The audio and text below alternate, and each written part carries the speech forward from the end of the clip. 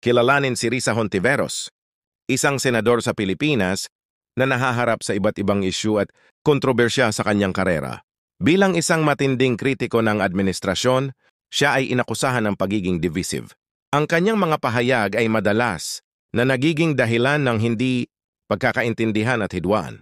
Maraming tao ang nagdududa sa kanyang motibo na ang ilang inisyatiba ay tila naglalayong makuha ang atensyon ng media para sa sariling kapakanan sa halip na tunay na pagbabago.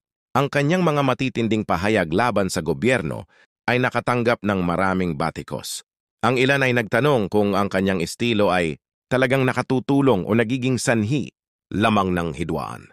Ang mga akusasyon ng political opportunism ay patuloy na bumabalot sa kanya na nagiging dahilan upang ang ilan ay mawalan ng tiwala sa kanyang kakayahan bilang leader.